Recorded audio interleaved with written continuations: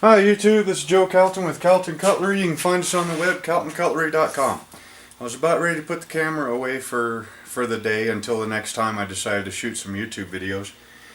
And I'd forgotten one. I made like 4 videos in the last 2 days, but the one that I forgot was on the Norton 220 grit Waterstone. You know, I got into making straight razors, and straight razors, it seems like Waterstones are pretty much the, they're real big with straight razors, probably because they go up to such a high grit. I know the highest that I have is, well, the range of Waterstones that I have go from 220 grit, the Norton, all the way up to a 12,000 grit Nanawa. And so they're a much higher grit, I would guess, than like diamond hones.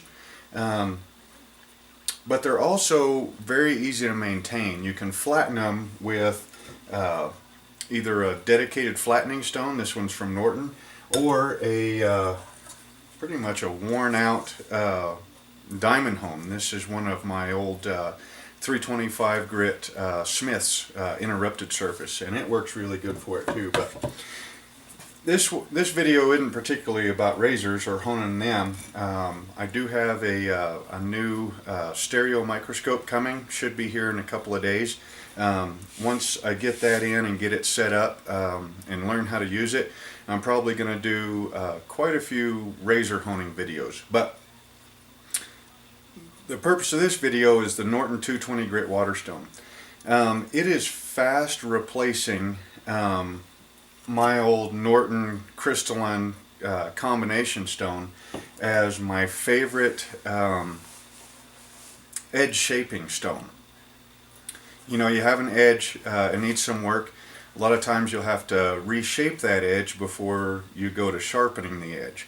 And, you know, I usually rough in edges on a belt grinder, but a belt grinder to me doesn't give me the feeling, the control that I want when I'm setting, when I'm roughing in and setting edges and shaping them before I go to honing. I really like a hand honed knife. It's okay to rough the edge in with the belt grinder, or maybe, you know, thin the edge out a little bit with it, but personally I always like the edge right off of a stone. I did a video a while back about the Norton crystalline stone. It's just a yellow box Norton crystalline coarse fine. I don't even remember what grit it is.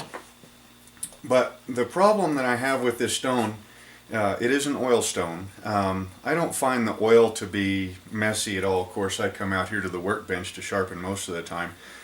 But the problem with the crystalline stone is that it gets dished after a while. And it's really kind of a pain to flatten it back out. Now for shaping edges, having a perfectly flat stone, honestly, I don't really think it's that big of a deal. I do want it mostly flat, but it doesn't have to be perfectly flat. Because I'm going to take that edge off of the roughing or the shaping stone and then put it onto my finishing stone, which is at the moment my DMT continuous surface 325, as that's my favorite grit. But what I really like about this Norton 220, the fact that it's a Waterstone, it's kind of designed to be dressed and flattened by the end user. You know, I usually use this over my shop sink, soak it for 15-20 minutes or so before I go to use it, and then you know, go ahead and set the edges on however many knives I'm working on. And then when I'm done, you can just draw a grid on the stone, and in about a minute or less, you've got that thing back perfectly flat. If the stone glazes over, hit it with a dressing stone, glazing's gone, it's flat again, you can go back to work.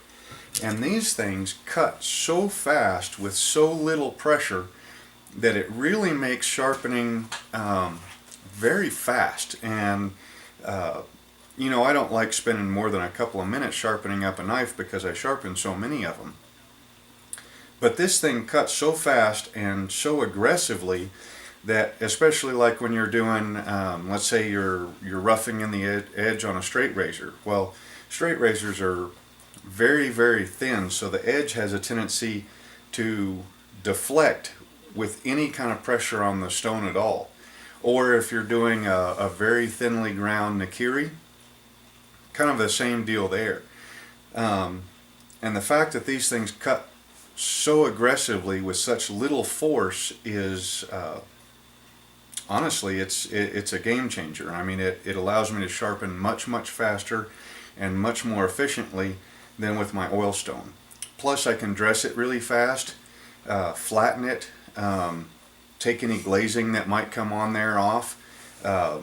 Just amazing. Now, these stones are designed, I mean, since you are dressing them, they are softer, so they'll wear faster than an oilstone will.